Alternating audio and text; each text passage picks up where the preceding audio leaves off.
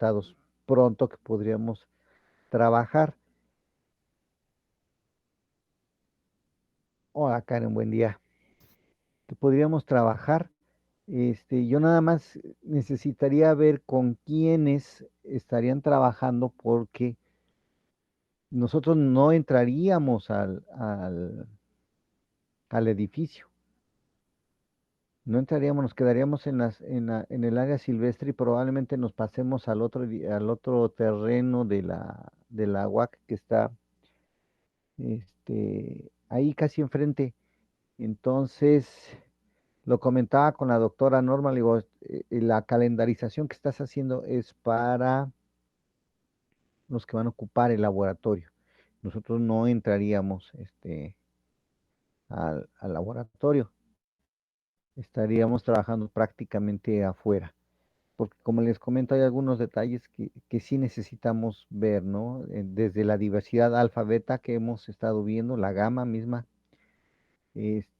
algunas técnicas de muestreo que nos puedan servir como caracterizaciones de sitio, que son los parcelas Whittaker, por ejemplo. Si queremos un muestreo sistematizado o queremos un muestreo escalonado para caracterizar sitio o simplemente para conocer las plantas, ¿qué es lo que tendríamos que hacer? Entonces, yo ya hablé con Isra, con Mónica y Heiros, y ellos, bueno, porque ellos son los que administran la parte de las áreas silvestres, son los que están a cargo, bueno, Isra creo que es el del área silvestre y Moni, pues los proyectos de restauración que están haciendo en el campus. Pues están de acuerdo, no tienen ellos problema, pues nada más me haría falta la autorización de la doctora Norma. Entonces ella sugiere que sea a la par con alguna de las materias que ustedes ya llevan para aprovechar el día.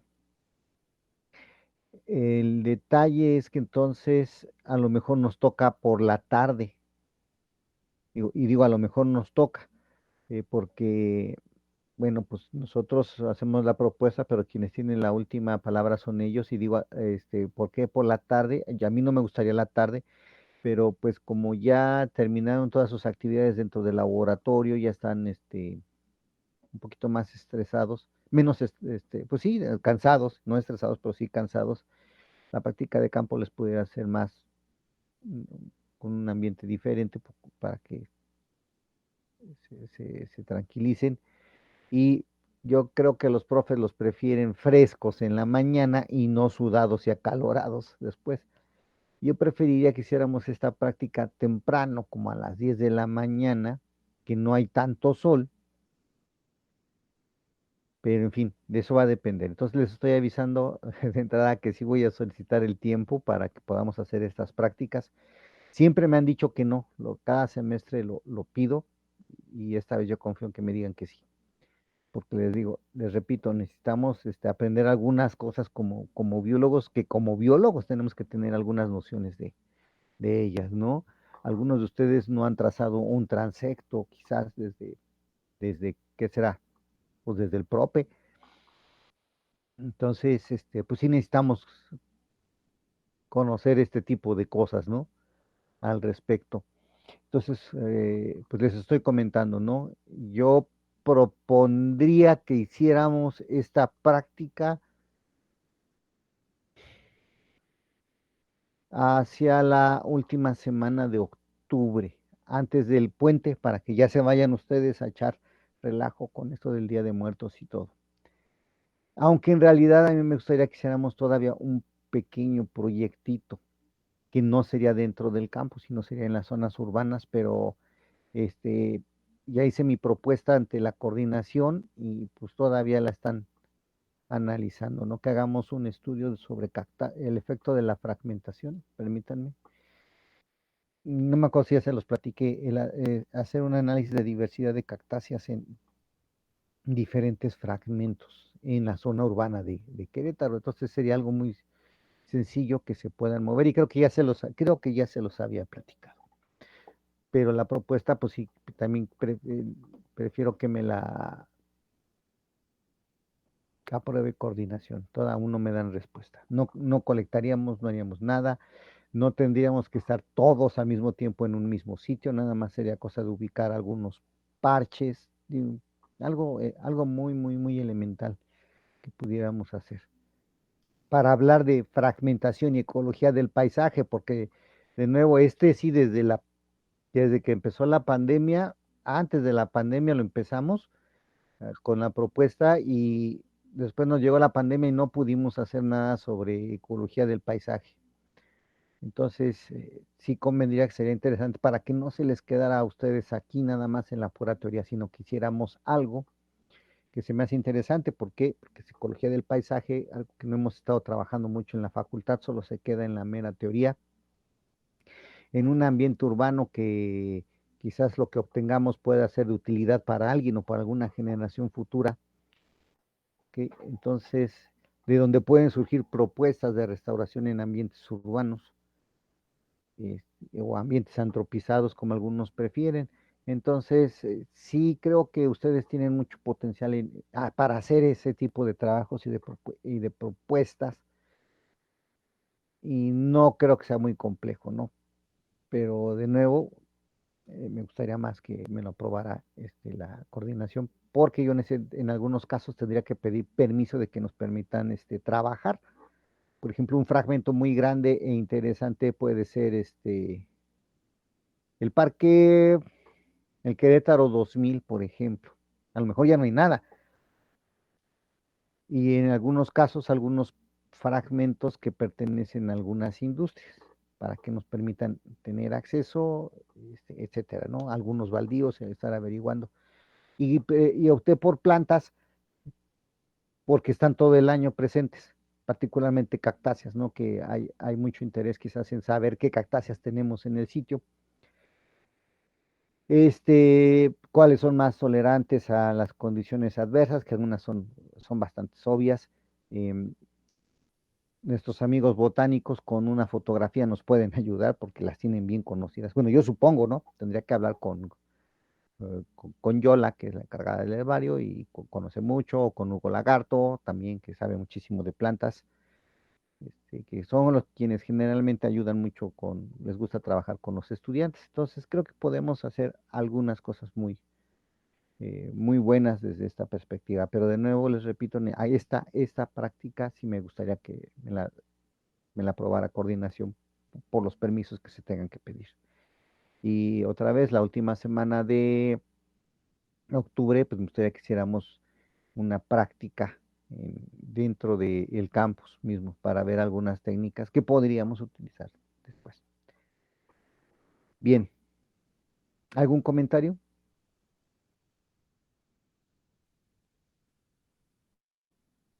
Pues no, profe, solo que, por ejemplo, yo sí, pues estoy de acuerdo. Y, por ejemplo, yo no tengo ningún maestro más que usted que hasta ahorita me hayan dicho de las prácticas, entonces, pues, si queda en la tarde o temprano, pues yo hasta ahorita, pues no tengo problema. Ujú. Muy bien. Sí, los tendría que consultar porque fíjate que no había visto eso, de que a lo mejor yo sería el único de los profes que están, con quienes están llevando clases, que te está haciendo la propuesta. Y entonces sí se podría volver un inconveniente sobre todo si no vives aquí en la área metropolitana de Querétaro, porque te tendrías que trasladar, ¿no? Pues serían algunos días. O que se te cruzara con algunas materias y el profe pues no está dispuesto a ceder su tiempo, ¿no? Entonces, por eso necesito estar planeando esto. Pero qué bueno, que mencionas eso, porque a mí la verdad no se me había ocurrido eso. Y oye, y si soy el único que les está haciendo la propuesta, sí, sí sería un problema, sobre todo porque este grupo es heterogéneo.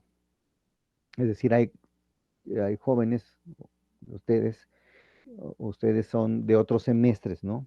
El que le corresponde a los que se me quedaron uno, los que se me quedaron dos o más semestres. O sea, que no hayan tomado la materia, ¿no? Entonces, sí, no había considerado esa parte, pero lo voy a ver y esperemos que todo nos salga muy bien. ¿Algún otro comentario? Entonces más o menos quedaría para finales de octubre, ¿verdad? Yo lo pensaría que sí, para que ya en esas fechas les tocaría a ustedes chambear mucho porque pues sí trabajo, sí les pido que cuando menos nos empapemos un poquito de algunos proyectos o tener una idea de, por ejemplo, cuando vemos desarrollo sustentable, que ustedes mismos se den cuenta de qué es las características que debe tener este proyecto de hablar de sustentable, porque no es lo mismo hablar de desarrollo sustentable que de sustentabilidad, son dos cosas diferentes.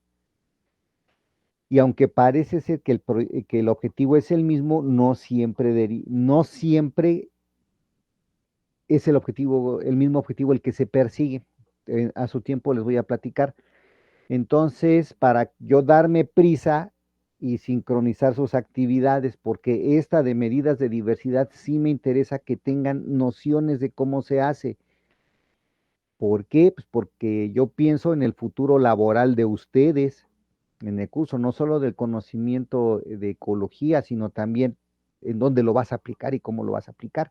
Y por ejemplo, lo que haríamos es algo que se usa mucho cuando hacen consultorías ambientales, por ejemplo, que es en donde muchos de nuestros egresados salen a trabajar y cuando pues, no lleguen todos verdes y no, pues no sé ni qué es esto, o no sé qué es un cuadrante, no sé qué, cómo se mide esto, no sé qué es el índice de dominancia, no sé qué es el índice de diversidad, pues entonces cuando menos, pues que sí tengamos nociones, ¿no? Para que nos podamos acercar después a un área laboral o un posgrado, o tener algo. Entonces, sí tengo ese interés y como te digo, voy a acomodar el calendario de actividades que ya tenía planeado, moverlo un poquito para que podamos trabajar a finales de octubre, de octubre sí, les llega su puente de noviembre, terminamos antes el curso para que podamos analizar los datos con lo que ya saben. Y a fin que el análisis de datos lo podemos hacer de manera virtual, eso no creo que tengamos problema por ello. Pero yo les aviso, ¿eh? Les aviso cómo va esto de la calendarización y toda la cosa. ¿Algún otro comentario?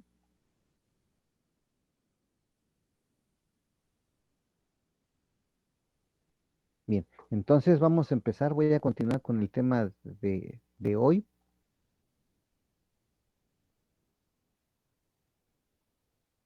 que es continuar con esto de la estructura de las comunidades. Como les dije, este es nuestro tema más fuerte, más largo, esta unidad. Y según mi planeación, vamos bien, vamos a tiempo. Entonces necesito yo hacer algunos movimientos si queremos hacer todas las actividades que les he platicado. Estructura de las comunidades. Ya hemos platicado, esto es a manera de repaso, ya hemos practicado que las comunidades tienen una estructura, ¿ok? Y que esta estructura de comunidad pues, la podemos estudiar a casi a cualquier escala espacial, jerárquica, no aplica a un hábitat, sino a todos los hábitats. Lo que sí es que pues, los factores que determinan la estructura de una comunidad pues, pueden actuar a diferentes escalas, ¿no? Que cuál es el nivel adecuado de investigación, pues depende de mis preguntas, dependen de mis preguntas. Y eso es lo que va a definir mi escala de observación. Digo en mis preguntas porque lo veíamos exactamente en el primer análisis que hicimos con el ejercicio de las hormigas, ¿no?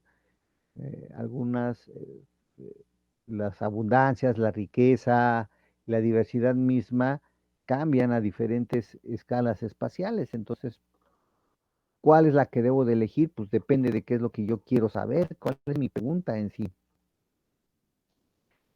Decíamos que las comunidades se estructuran básicamente por 5 características generales, pueden cambiar según a quién estés leyendo. Yo tomé la postura de Krebs y de Smith porque las resume, no solo porque las resuman, sino que son las 5 características más estudiadas dentro de una comunidad. Y una de estas primeras características, pues es la diversidad de especies. Y ya habíamos platicado, las comunidades, perdón, tienen patrones de diversidad. Y que esta diversidad puede dividirse en diversidad alfa, beta y gamma, que son las que acabamos de ver, y que las podemos medir de diferentes maneras. Ya habíamos usado, pues, técnicas de acumulación de especies, estimadores no paramétricos, índices de diversidad. Solo me faltaron los números de serie de Hill, pero esa página sigue igual. este, lo mismo, ¿no? La riqueza general en sí, la riqueza por sí misma es una medida de diversidad, ¿ok? Entonces, pues ya, esto ya se los acabo de platicar, que sí se ha profundizado mucho en el concepto de diversidad y de biodiversidad, ahora que tomen clases quizás con el doctor Juan Malda, y pues él es filósofo básicamente, ¿no? Y con él podrán filosofar mucho sobre que si la diversidad o biodiversidad en realidad es un concepto válido o no es válido, si es una construcción humana o qué onda. Bueno, ya habrá oportunidad de que ustedes puedan profundizar en cuanto a las diferentes posturas filosóficas sobre esto. A nosotros nos interesaba conocer cuál es el término que se maneja y cómo la medimos, ¿no? Para poder hacer referencia. Y entonces, pues esto ya lo cumplimos. Este, es importante que usted, ya cuando esté en su ejercicio profesional, defina cuál va a ser su postura ante la biodiversidad. Siempre, siempre, siempre tenemos que decir, yo voy a trabajar bajo ese concepto de biodiversidad.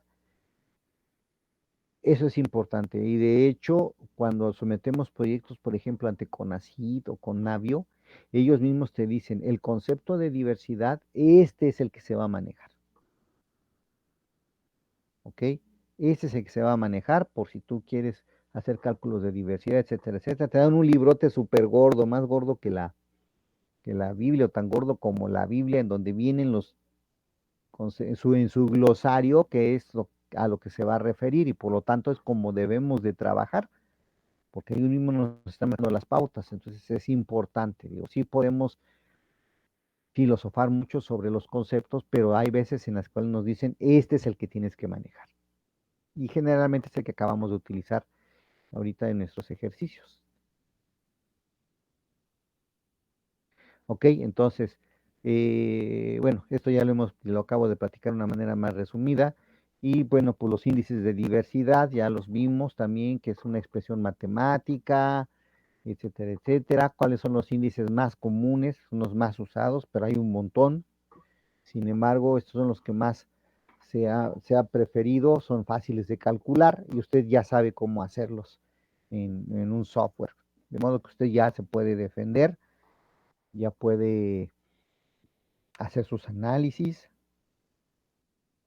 puede hacer un estudio, en fin, ya tiene usted el conocimiento. Ya hablamos de las abundancias relativas, cómo las estuvimos estudiando, ¿ok? Y que, por ejemplo, estudiamos las abundancias por el número mismo de individuos, así como la relación varianza promedio, pero también las estudiamos a través de las curvas especie abundancia, ¿ok? Que vimos que si eran un broken stick, o que si eran series geométricas, o que si era una serie log o una log normal, y lo hicieron muy bien, discutieron padrísimo el artículo. Y bueno, esto es lo que estábamos platicando, ¿no? Y que es importante saber a qué tipo de modelo ajustan. Hay muchísimos, como ustedes le pusieron, que habían como 30, pero pues estos son los que más se trabajan porque son más, están sustentados más en aspectos ecológicos más que matemáticos. Entonces, esto es importante, ¿no? Y ya platicábamos qué particularidades tiene cada tipo de modelo. Ahora lo que vamos a hablar es algo que se llama predominio. Ya vimos dos, nos faltan tres más. La tercera característica que tiene la comunidad en su estructura es predominio. Y tiene mucho que ver con la abundancia y con la diversidad. ¿Ok? Pero no solo la abundancia tiene que ver en el predominio, sino el efecto que tienen las especies en el ecosistema. Por ejemplo, eh, podemos tener muchos herbívoros en un lugar. Podemos tener muchísimos herbívoros. Y si me pongo a analizar todos los herbívoros que hay en un lugar, por ejemplo, en Peña Colorada, en el Peña Colorada, sí, en Peña Colorada. Tengo muchos herbívoros y yo quiero estudiar el efecto de los herbívoros, ¿no? Yo hago un muestreo y descubro que los insectos son el grupo más abundante, ¿ok? Son el grupo más abundante, pero puedo descubrir que la perturbación por herbivoría no es ocasionada por los insectos, sino por las vacas, por el ganado. El ganado tiene más impactos a través de la herbivoría en una situación o en un lugar, aunque no son los más abundantes. Ajá. No sé si me explico. No necesariamente el más abundante es el que ejerce el papel más fuerte en un sitio, o el más predominante, ¿va? Y eso es parte del predominio. Sí podemos saber algo importante. La especie que más abunda pueden ser las especies dominantes, porque abundan mucho. La dominancia es opuesto a la diversidad, como lo vimos en las series geométricas. La abundancia me indica que cierta cantidad de especies son las que están aprovechando la mayor cantidad del recurso. Ajá. Pero como te pongo en el último punto, la abundancia en sí misma no es un indicador suficiente de dominancia. ¿Quién es el que domina? Es el que decide cómo se reparten los recursos o el que ejerce un efecto importante en el ecosistema. Esa es una especie dominante y no necesariamente la más abundante, como en el caso que te platico. Si tú soltaras, por ejemplo, cabras en un sitio, te aseguro que en un mes habrán ocasionado una gran deforestación por la herbivoría, porque comen plantas. Habrán dañado más al ecosistema o en una área determinada que todos los insectos herbívoros que puedan existir en ese sitio. Y siendo que los insectos pudieran ser los más abundantes. No sé si me di a entender. Y esto de la dominancia me lleva a algo muy importante, ¿no? Hay especies, hay especies que son demasiado importantes, ya sea que hagan un efecto negativo, ajá, pero hay especies que pueden tener un efecto tan importante que mantienen todo un ecosistema y no está muchas veces relacionado con su abundancia. A estas especies se les llama especies clave o keystone species. Ajá, especies clave. Este es un concepto nuevo. Especies clave. ¿Qué es una especie clave? Bueno, la especie clave son especies que funcionan de una manera única, ¿ok? Y que su actividad es tan importante o su efecto en la comunidad o en el ecosistema es muy importante y generalmente no tiene nada que ver con su abundancia. Simplemente que lo que ellos hacen es básicamente único, ¿ok? Y si la elimináramos de la comunidad, si elimináramos a esta especie clave de la comunidad, podríamos ocasionar una catástrofe. Podemos tener eh, daños importantes en la comunidad. ¿Por qué especies claves? La especie clave viene de esta idea de la arquitectura, de la ingeniería civil.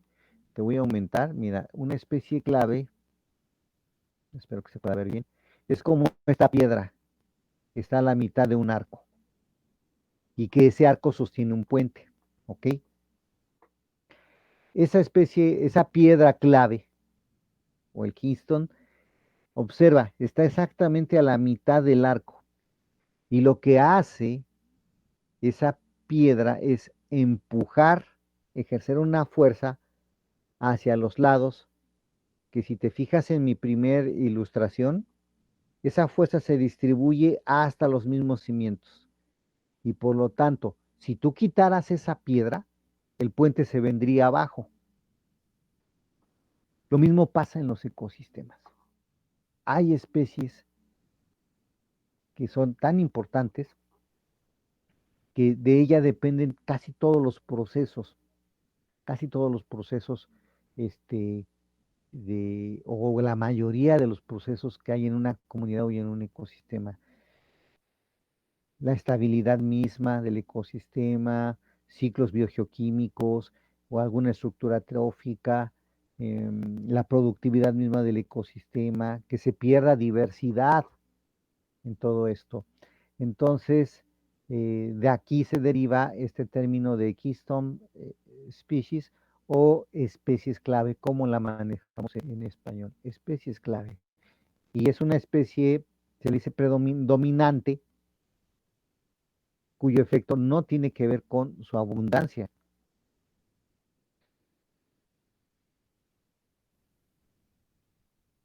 Las especies clave, como te decía, tienen una función muy importante dentro del ecosistema. Algunas especies, por ejemplo, dan estructura física a los hábitats de muchas otras especies. Por ejemplo, pueden ser el hogar de muchas especies, ¿ok? Y si tú la quitas, se extinguirían muchas especies.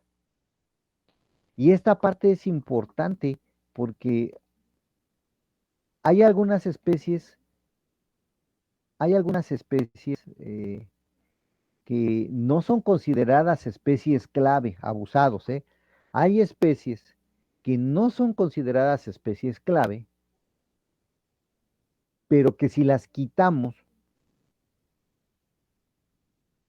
podríamos afectar a muchas otras especies. ¿Alguien tiene alguna idea aquí en nuestro entorno de un ejemplo?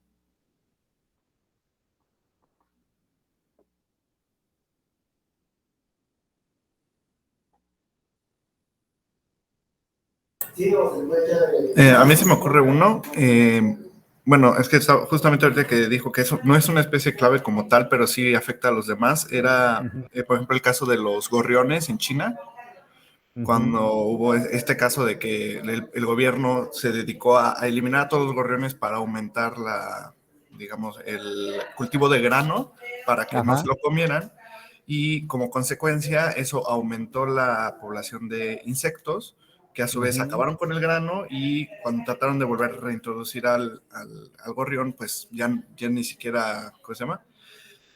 Podían, ¿cómo se llama? Recuperar el mismo ambiente, porque como efecto secundario también provocaron la extinción de ciertas especies de polinizadores. Ujú. Entonces, finalmente ahorita todavía tienen problemas, por ejemplo, en el cultivo, porque se tienen que polinizar de manera manual, porque no están esas especies ya. Pero pues me imagino, por ejemplo, que el gorrión no es como tal una especie clave en el ecosistema, pero su desaparición genera un efecto dominó sobre otras especies. Ándale, me gustó esa palabra, el efecto dominó. Muy bien, sí, claro. Ese es un ejemplo que acabas de decir. No es considerado una especie clave,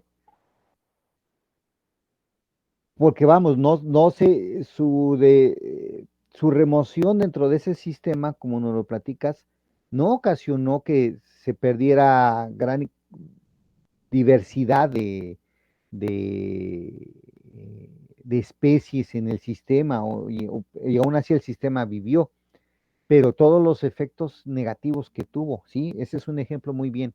¿Qué otro ejemplo podrían dar? O que se les ocurra.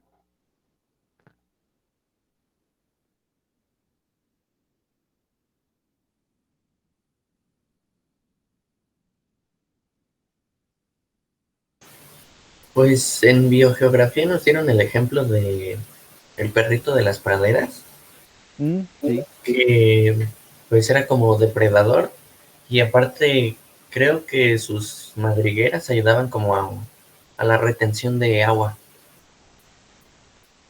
fíjate, ese está buenísimo, claro, claro que sí. Hay más, aquí en Querétaro, ¿qué se les ocurre que podría tener una función parecida? Digo, no son consideradas especie clave, pero pudieran tener una función parecida. Aquí en Querétaro, ¿qué se les ocurre?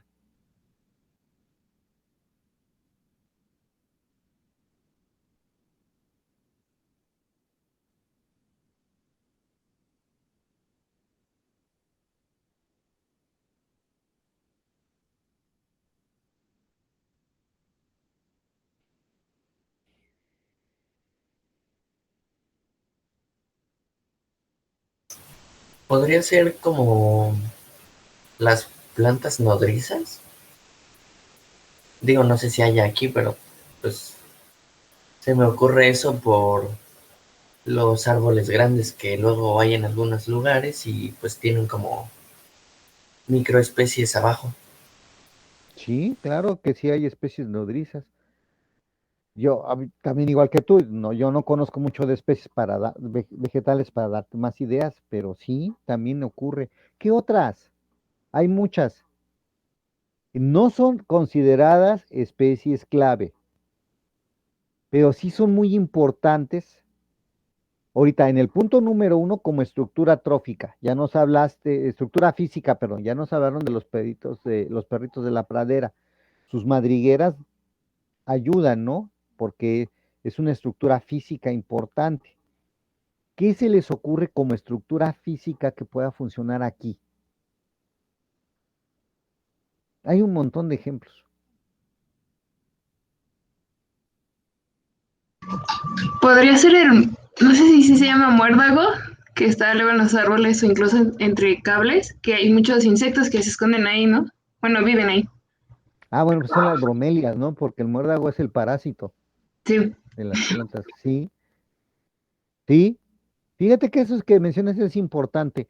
Las bromelias, la tilancia recurvata que habita hasta en los cables y todo esto, sirve como refugio para muchas especies de insectos y otros artrópodos durante, pues durante todo el año, porque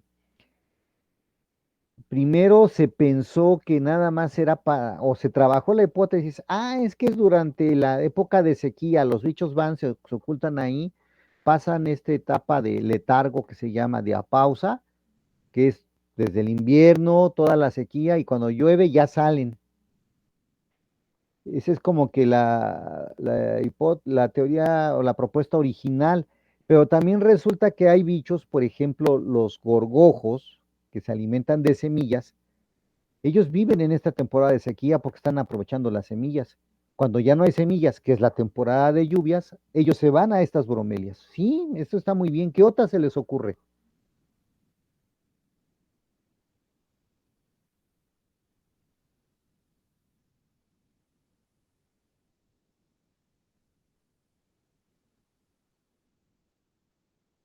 A ver, platícame.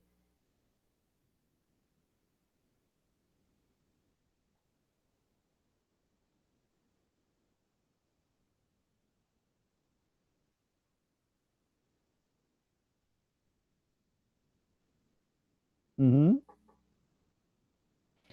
Lo que dice el señor Vlad es bien cierto. Ahorita voy a platicar un poquito más sobre eso en el punto 3 de la diapo que están viendo. Son especies que juegan un papel crucial en estos procesos. En el caso del punto uno como estructura física, es la tierra de las hormigas, la tierra de los hormigueros, la tierra roja. Muchos bichos la aprovechan para refugiarse. Ahí se esconden, están ocultos. Tanto así que han habido estudios sobre los insectos asociados a la tierra de hormigueros. Es un estudio viejísimo, viejísimo, ¿no? Ya, ustedes aún no nacían cuando ya se hacía esta clase de estudios de cómo los artrópodos, incluso algunas serpientes aprovechaban la tierra roja de las hormigas. para poderse refugiar como una estructura física. Incluso algunos otros, los mismos hormigueros. Hay bichos que engañan a las hormigas y se pueden meter a los hormigueros. ¿Qué otro? Hay un montón, de veras hay un montón. ¿Qué otro más se les ocurre?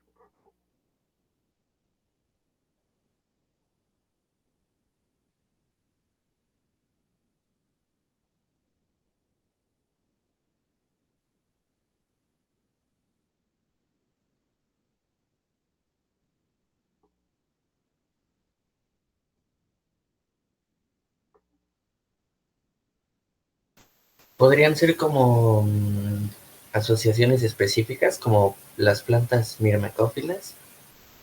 Ándale, esa. Ujú, sí, esa puede ser. En algunos lugares, las hormigas sí son especie clave. Aquí, por ejemplo, para nosotros no, o no tanto o no tanto, ¿no? Pero en algunos lugares las hormigas son una especie clave porque se llevan las semillas, las llevan a su hormiguero y ahí mismo germina la planta y brota. Esa es una cosa, a lo mejor no ibas por ahí, pero hay plantas que son mirmecófilas por esta razón. Si no, la hormiga no la lleva al hormiguero, la planta no puede germinar, la semilla no puede germinar. Quizás tú te referías más al caso de la acacia y la hormiga. Sí, pero pues también lo que dijo, sí lo había escuchado, lo de la dispersión de semillas. Ujú. Un caso que el caso de las hormigas y de las acacias, que las hormigas viven con las acacias, estas les dan hogar y las hormigas las defienden, ¿no? Contra los herbívoros. Es un caso muy bien conocido. En cuanto a estructura física, hay muchos ejemplos aquí en Querétaro y entre ellas los menospreciados nopales. Digo menospreciados porque cuando va la gente, ay, puro nopal, puro garambullo. Los nopales y los garambullos y restos de cactáceas sirven como estructura física para que muchas especies puedan anidar, lo utilizan como medio de protección. No cualquiera se acerca ahí entre los nopales a ver si te robas las crías de un pajarito. O sea, le sirven como refugio, bueno, como sitios para que ellos puedan anidar. Y si no me crees, cuando andes por ahí entre las nopaleras, checa cuántos nidos de pájaros pueden haber en nopales y en garambullos. Eso es una cosa que menospreciamos, pero que muchas especies aprovechan. No solo eso, sino que, por ejemplo, los pájaros carpinteros de repente hacen hoyos entre los cactus, entre cactáceas, que después algunos búhos aprovechan para que puedan hacer ahí sus madrigueras. Entonces, esa interacción entre cactáceas y aves es muy importante, porque les dan sitios de anidamiento. Las yucas, las únicas que aprovechan eso son las cotorritas argentinas. Vas ahí a CU y vas a ver las yucas llenas de nidos de cotorritas argentinas porque ellas la aprovechan, ¿no? Pero las yucas son un buen sitio también para otras especies que puedan albergarse ahí. Retomando la parte de los cactus, por ejemplo, si tú te fijas en un nopal o en un garambullo que ya sea muy viejo, que esté muy grande, la base, la base misma, eso ahorita yo lo estoy estudiando, la base misma de los nopales, de los cactus, que queda porosa, ya no es verde, ya no es verde, se lignifica y queda porosa. Y he colectado muchos artrópodos que viven ahí. Entonces, al igual que el ejemplo que nos daba Zoe de las tilancias, lo que yo estoy observando también, eso de las tilancias yo lo observé en mi tesis de licenciatura y estoy observando que puede ocurrir lo mismo en los nopales. Un microrefugio, al igual que las bromelias para muchas especies. Entonces vemos aquí algo importante. La otra, en el punto número 2, especies con un elevado número de conexiones tróficas, es decir, Por ejemplo, los garambullos y las tunas. ¿Cuántos animalitos no comen garambullos? ¿Cuántos animalitos no comen tunas? Un montón, desde zorras, aves, insectos, ratones, no sé qué otros mamíferos, tlacuaches, creo que los tlacuaches también se trepan a comer tunas. ¿Qué pasa si quitamos estos nopales? ¿Qué pasa si quitamos los garambullos porque están feos? Le das en la torre a un chorro de conexiones tróficas, de aves que son dispersores de semillas que se están alimentando de las tunas o de los garambullos. Toda la diversidad de insectos que depende no solo del alimento, de los frutos, sino, como ya mencioné, del espacio físico que te dan estas plantas para que ellos puedan habitar. Este tipo de estudios, este tipo de estudios no son tan conocidos, ¿eh? Son como aislados, pero hacer un estudio que podamos abarcar cuántas interacciones tróficas o aprovechamiento del espacio físico que ellas dan y cuánta diversidad sostienen sería súper importante y tendríamos una revaloración de este recurso y que no consideren que los nopales son algo para menospreciar. No solo porque nosotros también los utilizamos, nosotros nos comemos las tunas, nos comemos los nopales, pero pues no nos gustan, ¿no? Porque no se ven estéticamente bonitos.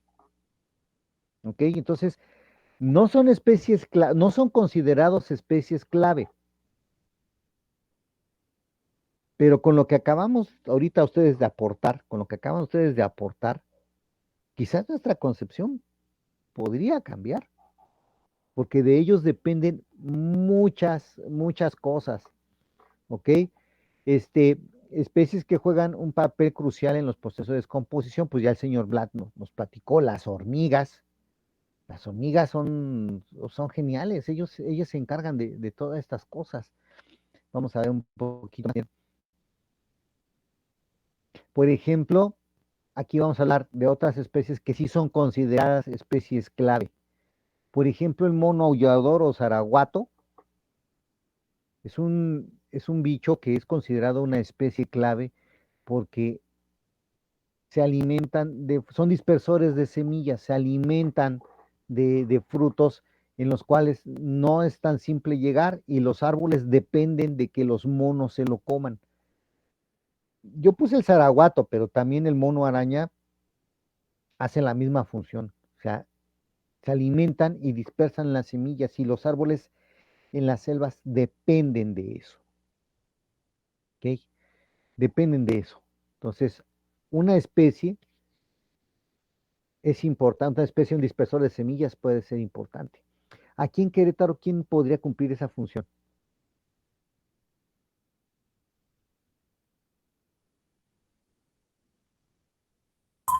Los murciélagos, Sí, los murciélagos, ¿no? Tenemos varios que se encargan de eso, ¿cierto?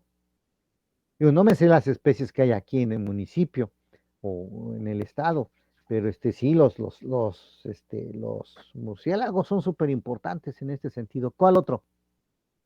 Hay más comunes, ¿eh? El murciélago es común. ¿Cuáles otros?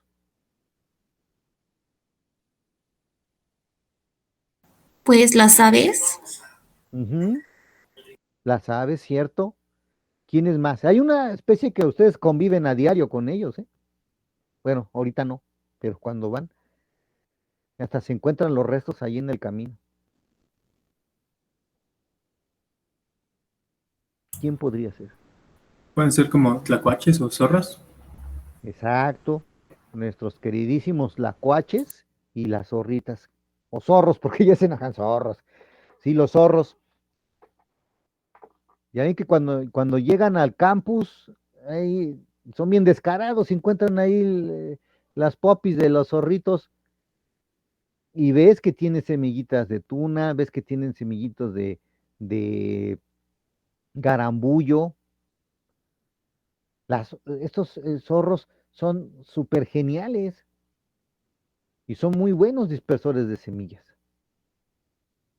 Los mismos ratones. Los ratones se trepan y empiezan a comer tunas.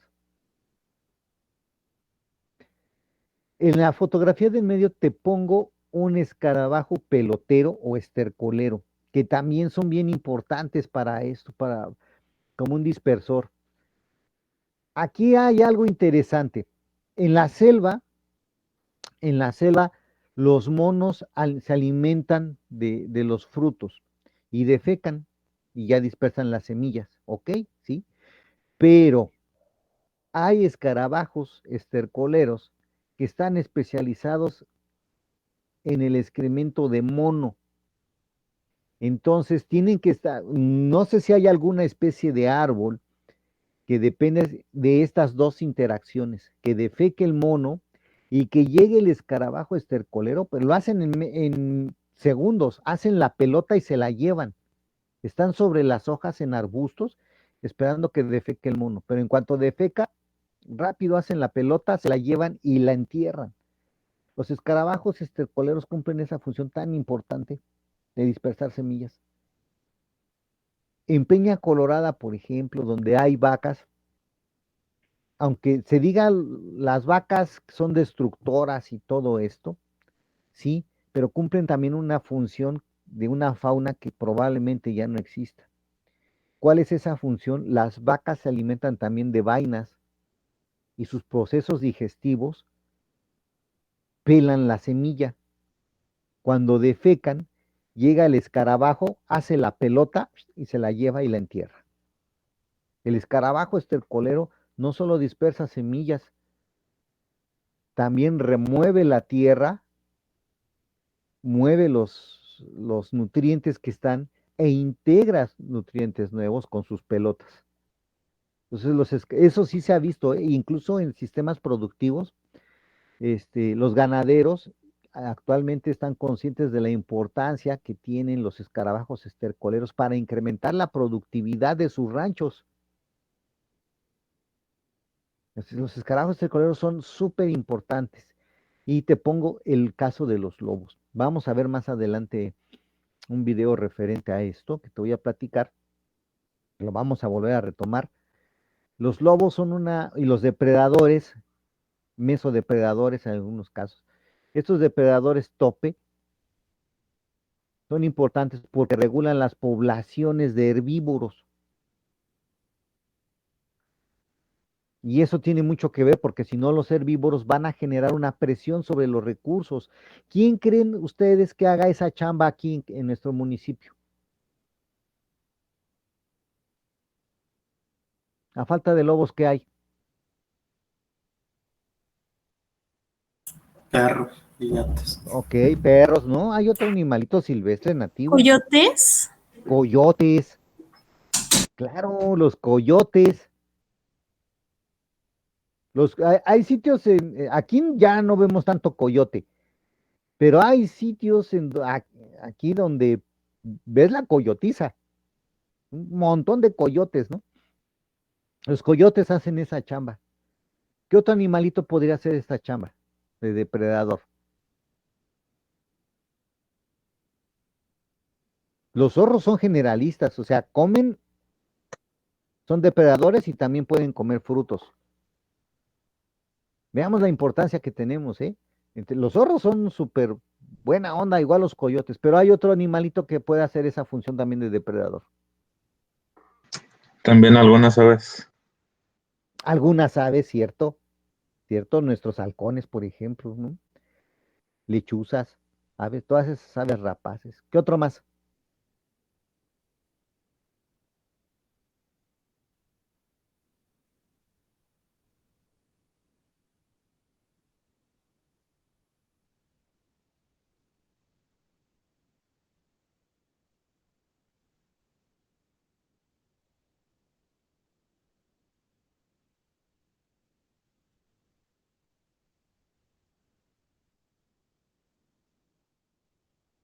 ¿Qué pasó? Son las mascotas de nuestro equipo deportivo, no los ocelotes, de nuestro equipo universitario.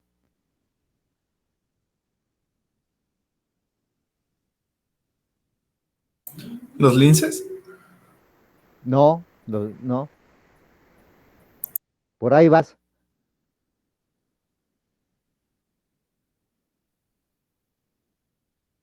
Híjole, ¿no conocen nuestro emblema universitario en los deportes? Pues dice gato salvaje, ¿no? Pues el gato salvaje, claro. Pero ese qué es, o ¿No conocen el Bobcat? no. Pero ese sí es el lince, ¿no? No, el lince es este es un lince, pero son más de bosques templados hacia el norte hacia Norteamérica, más norte del país y en Europa. Nosotros tenemos gatos, no sabían, tenemos pues, gatos salvajes, gatos silvestres, en inglés le dicen Bobcat. Y Carlos López tiene bastantes proyectos con este gato. Permítanme, lo puedes buscar así, espérame. Es que se me juntaron aquí las ventanas. Los gatos, ándale, reacciona. Aquí está el género Lynx, ¿no? En inglés le dicen así Bobcat. Y y es un gato, está choncho, y tiene un ámbito hogareño y anda por todos lados. Tenemos de estos gatos aquí. Son menos, quizás a lo mejor menos conocidos, pero en el cimatario todavía se han encontrado algunos restos de gatos en excretas. Y hay una chica que debió haber terminado su doctorado, que estuvo haciendo precisamente estos análisis genéticos y cosas súper avanzadas que hace con el gato salvaje. ¿Ok? Este, entonces veamos que hay muchos bichos que cumplen esta función y que son súper importantes, ¿no? Que podemos tener. Y lo que mencionaron hace rato, los perros y los gatos, sí. Desafortunadamente, los perros, aquí hay algo importante, los hábitos de estos animales ferales. Un perro feral caza en manada y ejerce, por lo tanto, una presión más grande que nuestros depredadores naturales. ¿Por qué? Porque los coyotes son solitarios. Los zorros también no cazan en manada, son solitarios. Nuestros gatos también son solitarios, no cazan en manada. Entonces, imagínate los perros ferales de 10, una manadita que le eches, toda esa jauría, presión sobre toda la fauna que tenemos. Y los gatos domésticos que también se volvieron ferales, muchas veces, es lo que se dice, ni siquiera aprovechan el alimento, muchos cazan porque son cazadores y ni siquiera se lo comen, la matan por matar, los especialistas en esto, ¿no? Entonces, ya los niveles competitivos, pues simplemente, o sea, no hablo no, soy mal, no niveles competitivos, sino la presión por los que ejercen sobre nuestra fauna silvestre, pues es mayor. O sea, no, ni siquiera te la comes. Entonces, no se puede competir, pero hablaremos de esto más adelante, cuando veamos especies exóticas. Ahorita lo que quiero que veamos es, uno, que existen especies que son conocidas como especies clave, reconocidas como tal, cuya función en el ecosistema es súper importantísimo, ¿no? Y que no tiene nada que ver con su abundancia. Y que en un sistema, aunque no son reconocidas como especies clave, pero sí tenemos especies que pueden tener una función muy similar a las especies clave. Y ya dijimos un montón de ejemplos, ¿ok? Un montón de ejemplos. Y he ahí un campo en el que ustedes pueden investigar muchísimo. ¿Cuál es el papel de los nopales, de los garamullos sobre los ecosistemas? Sí, desde el punto de vista de los artrópodos, que es lo que yo trabajo, pues sí, nada más te dicen, sí, encontré el picudo del nopal aquí, y me encontré esta chinche, ay, me encontré esto otro, pero un estudio más a conciencia de otras partes o de una microsartrópodos que estén habitando ahí o que funcionen, como mencionó Zoe, de refugio a lo largo de cierto tiempo, esa parte es valiosa, ¿no? Es valiosa, porque ustedes son los que harán que nuestra percepción de esos recursos cambie. Este tipo de estudios son los que hacen precisamente que nosotros revaloremos nuestros garambullos, que revaloremos nuestras nopaleras, que veamos que es buena onda tener nopalitos afuera en el jardín, porque sirven para estas cosas, ¿ok? Bueno, sigo ya para que terminemos pronto. Otra característica que tienen las comunidades es que tienen una estructura trófica, hablando de ahorita de predominio y de la importancia de las especies interactuando. Bueno, pues esas interacciones se pueden ver reflejadas a través de una estructura trófica que, como ya saben, es el flujo de la energía y de la materia que pasa de las plantas a los herbívoros y de los herbívoros a los carnívoros y por último hasta los descomponedores. Eso ya lo sabemos, ¿no? Las estructuras tróficas se analizan a través de cadenas tróficas, que es donde se analiza cómo fluye esta energía, incluyendo los nutrientes y cómo estas dos cosas, nutrientes, materia y energía, se encuentran relacionados, ¿ok? Los flujos de energía no son cíclicos, o sea, la energía fluye desde el sol a las plantas, de las plantas en esta forma y después se pierde. Lo que sí es cíclico, como vamos a ver más adelante, es la materia. La materia sí es cíclica, se va a reintegrar al sistema de diferentes maneras. eh, y bueno, son conocidos en este sentido los ciclos biogeoquímicos, que también, como les dije, vamos a ver más adelante. Pero, pues algo que ya vieron en Ecología 1, cuando vieron las leyes de la termodinámica, que pues básicamente lo que hacemos en ecología es estudiar precisamente eso, la ley de la termodinámica manifestada a través del flujo trófico, desde el sol a la planta y cada uno de los niveles, el herbívoro, la fauna, etcétera, hasta que se llegan a descomponer. Es lo que básicamente lo que hacemos y cómo es que se da. En ecología estudiamos esto, la ley de la termodinámica, pero manifestada entre las especies y sus interacciones.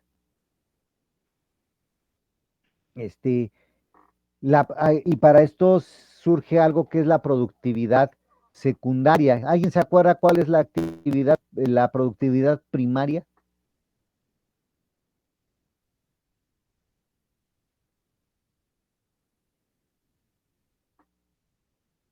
Las plantas, A ver, platícanos, Jessy, ¿cómo es eso de la productividad primaria y las plantas? pues que hacen fotosíntesis y producen, bueno, almacenan carbohidratos y entonces los herbívoros se los comen y ya tienen esos nutrientes y luego ya así se sigue, ¿no? Que se los comen los depredadores y así. Ok. ¿Han escuchado de los techos fotosintéticos?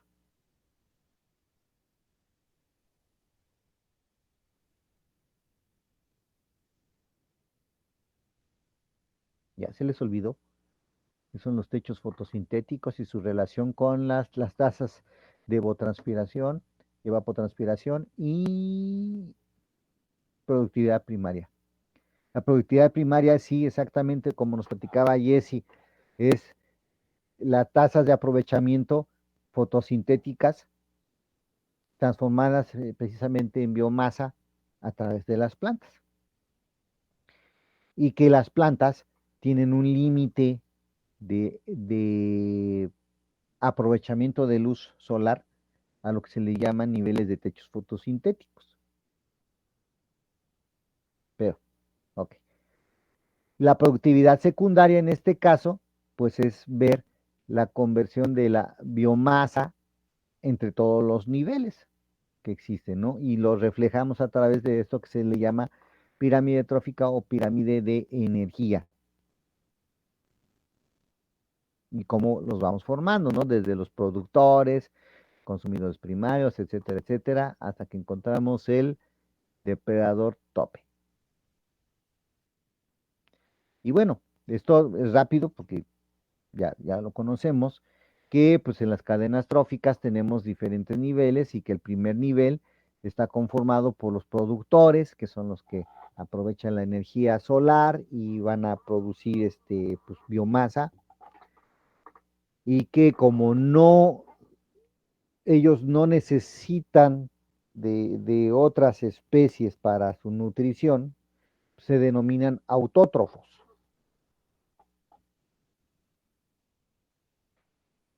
Y que los autótrofos sirven de alimento para los consumidores primarios, que son básicamente los herbívoros, y que la importancia de los herbívoros, de estos productores, de los herbívoros, perdón, es que transforman la energía de los productores en tejido animal. O sea, ellos guardan una importancia en este sentido.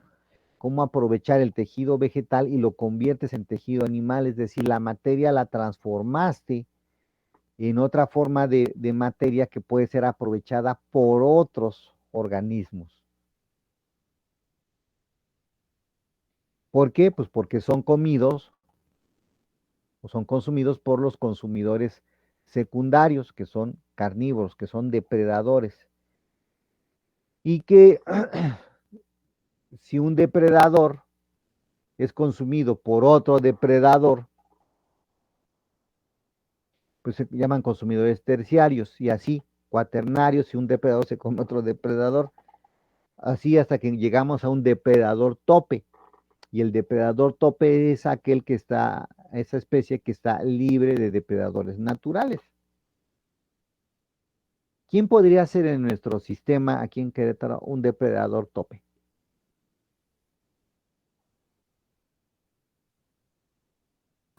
Pues las aves rapaces. ¿A ellas quiénes se las comerían? mm,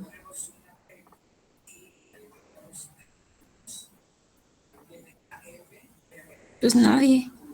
Pues creo que nadie, ¿verdad? Nada, que necesitamos un buen ornitólogo que nos diga, ¿a quién se Sí. come el ave rapaz? Sí, este, ¿quién se come a los halcones, por ejemplo, o nuestras águilas? ¿Quién las depreda? Como dices, creo que nadie, ¿no? Las aves rapaces, pues, fíjate, tenemos varios depredadores tope y creo que no tenemos poquitas, ¿eh? Sí, sí, ahí nos vamos defendiendo. En mamíferos, ¿quiénes podrían ser nuestros depredadores tope?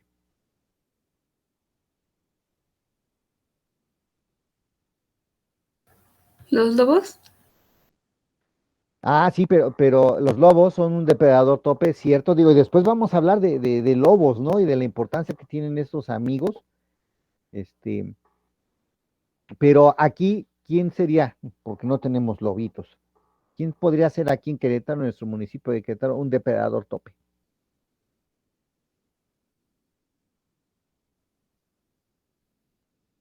¿El coyote? Ok, un coyote, ya lo hemos platicado hace rato, un coyote puede ser. Claro, no hay quien se coma al coyote, nomás nosotros los envenenamos y destruimos, pero entonces veamos cómo en un sitio que podríamos considerar que no es muy diverso o muchos piensan que pudiera no ser interesante, tenemos un chorro de cosas que estudiar, que analizar, es bastante la aportación que ustedes pueden hacer. Y bueno, las cadenas tróficas, ¿no? Todos estos enlaces que ya estuvimos platicando nos van a hablar de dos tipos de nutrición, que es la autótrofa, que es la que tienen los productores, y la heterótrofa, que son aquellos que tienen necesidad de alimentarse de otras especies, porque no pueden sintetizar su alimento. Y que este tipo de alimentación nosotros lo analizamos a través de una estructura trófica. Ya saben que trófica viene de la palabra alimento en griego, o sea, de una estructura de alimentación, ¿va? Y que no es más que ver estas relaciones de quién se come a quién y lo estudiamos, ¿ok? Y lo estudiamos a través de cadenas tróficas. ¿De verdad las estudiamos? Sí. ¿Cómo las estudiamos? Bueno, nosotros tenemos dentro de ecología algo que se llama ecología trófica, ¿ok? Ecología trófica.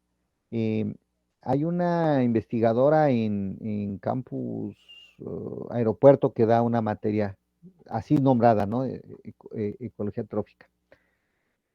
Y generalmente tenemos muchos estudios sobre cómo ha cambiado o cómo cambian estas estructuras tróficas a través de gradientes de perturbación, que es lo que estamos en nuestros días. Estos estudios de cadenas tróficas están enfocadas de esta forma, que si tenemos, por ejemplo, generalistas, especialistas, quiénes sobreviven a quién, de esto voy a ir platicando más adelante. Entonces, sí las estamos estudiando. Yo sé que a lo mejor les parece, ay, eso ya lo vi, pero sí, sí las estudiamos. No, a lo mejor no lo estudiamos de la forma en la cadena trófica, de así, como la conocemos. Sí tenemos algunos diagramas particulares para poder estudiar este tipo de interacciones, ¿ok? Pero sí las estamos estudiando, sí tenemos, sí generamos esta forma. Ya iremos platicando sobre esto, de qué manera. Una cadena trófica, entonces, pues es un diagrama de flujo, de cómo pasa desde el productor hacia el depredador, desde el más básico hasta el más alto. Y cada uno de estos se le llaman niveles tróficos o eslabones, pero es más conocido como nivel trófico. Cuando estudiamos todas las interacciones, cuando ya la unimos toda, de que vemos quién se está comiendo a quién, hacemos redes tróficas que también se les llaman tramas, ¿ok? Tramas tróficas. Y algunas son muy, muy sencillas de hacer, otras y muy obvias. Por ejemplo, cuando hablábamos de los garambullos y de los nopales, pues tenemos idea de quién se está comiendo a quién. Cuando nosotros le ponemos especies a estas interacciones, las cosas se pueden volver todavía más interesantes, ¿no?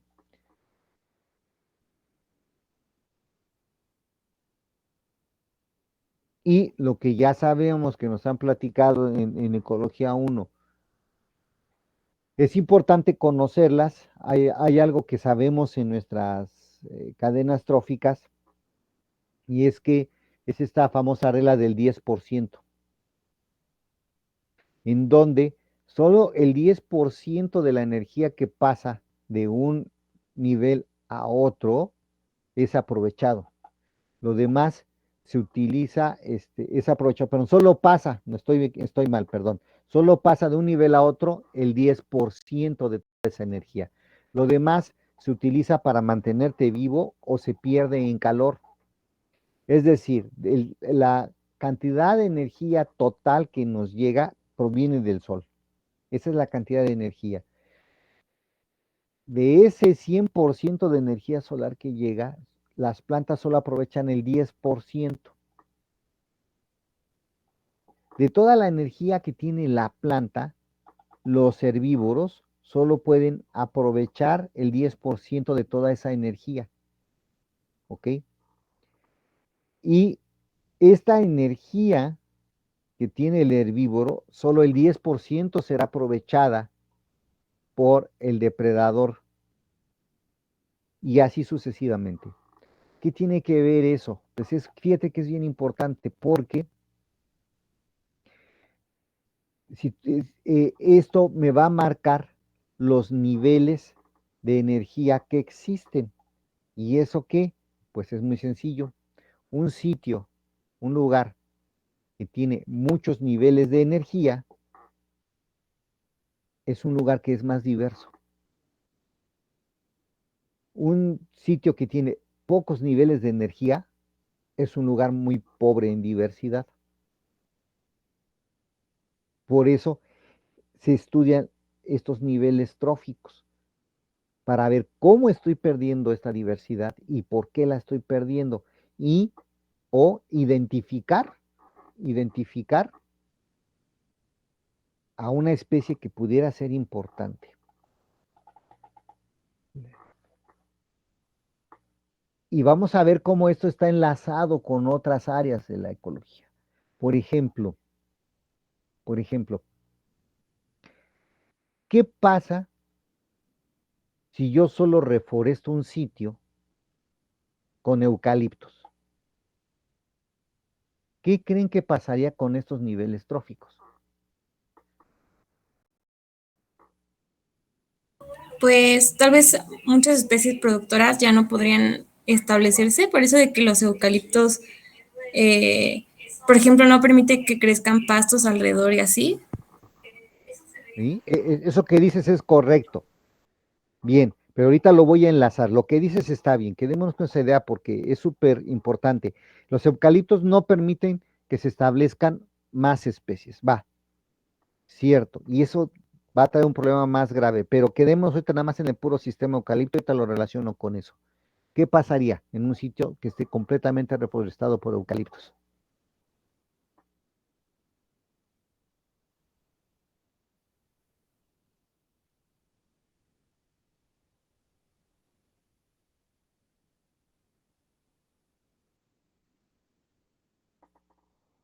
Que solamente podrían como alimentarse los herbívoros que pudieran aprovechar esos eucaliptos. Exacto, exacto. ¿Y aquí en México quién?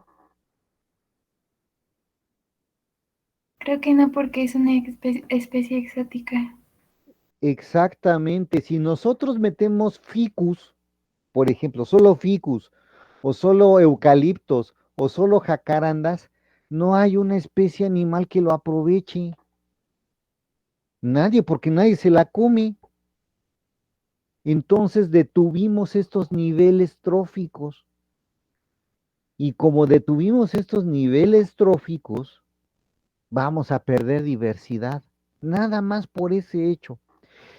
Y si le agregamos lo que nos mencionó la señorita Jania, que además no van a permitir que se establezcan otras especies de plantas que sí podrían mantener el nivel trófico,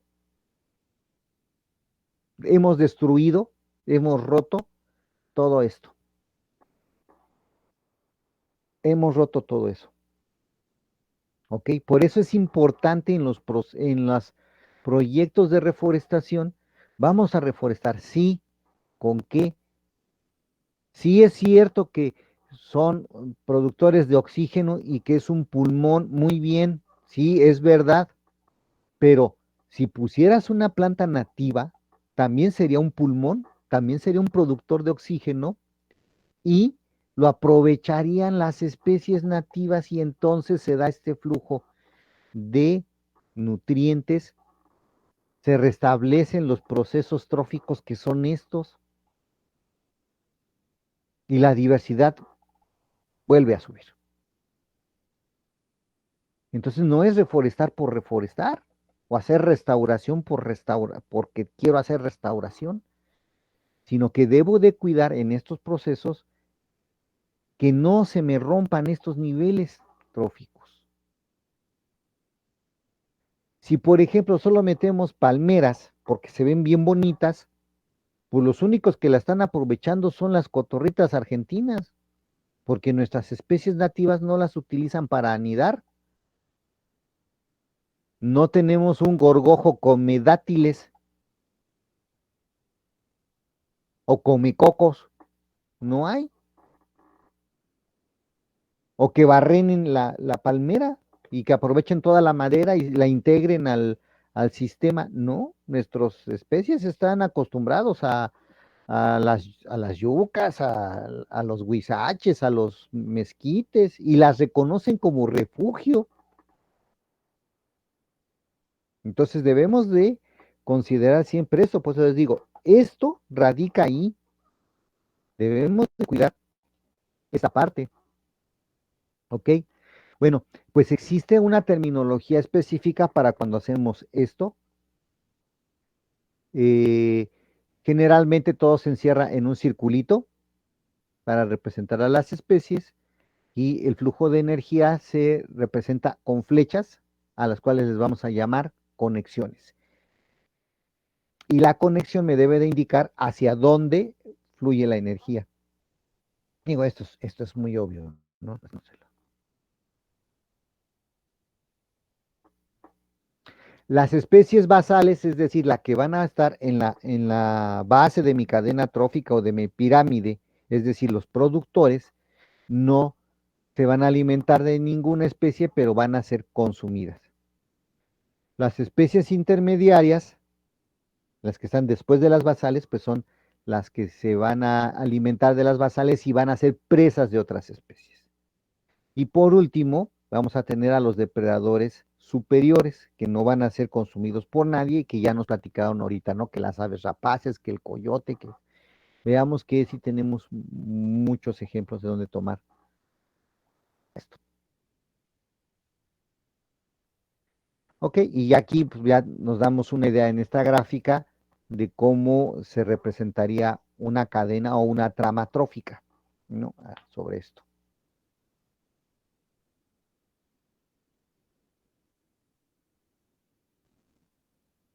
Bien, vamos a hablar de algo que se llama fuerzas ascendentes y descendentes, pero lo haremos en la próxima sesión, ¿ok?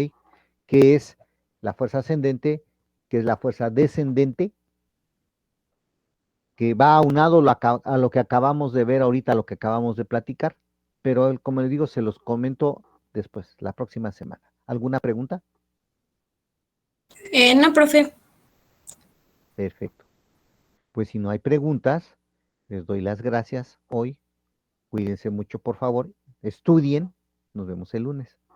Ah, profe, entonces el examen, ¿cómo va a ser? Te voy a hacer una pregunta y tú respondes. Ay, profe. Sí, es que mira, no se estresen. Vas a hacer los cálculos, porque los vas a hacer. Ya sea que yo te pregunte, a ver qué significa, o te dé una tabla con datos y te diga, a ver cuál es el más diverso, pues lo tienes que calcular. O yo te diga, te dejo una serie de ejercicios, pues igual los tienes que calcular. O que yo te diga, ¿sabes qué? Aquí están estos datos, me vas a escribir un artículo de examen, me lo entregas después, pues tienes que calcular. ¿Cuál es el común denominador? Tienes que calcular y tienes que explicar por qué. Está muy fácil mi examen. A todo el Está mundo bien, les va profe. bonito. No te estresen, no se preocupen. Eso sí, estudien, pues para que ¿qué tal si te digo tienes media hora para responderlo, ¿no? ¿Preguntas? No, profe, Muy todo bien, Chicho, gracias. Eso, bien, gracias, profe. señores. Pues entonces no se vayan de borrachos, por favor, no anden por ahí, porque luego se me contagian de COVID y ya no voy a poder hacer la práctica. Quédense en su casa. Cuídense, si les duele la cabeza o algo que sea porque estudiaron y no porque se enfermaron de esa cosa. Cuídense mucho, por favor. Nos vemos el Gracias, lunes. profe. Bye. Adiós, adiós. Gracias. Gracias, profe. Gracias.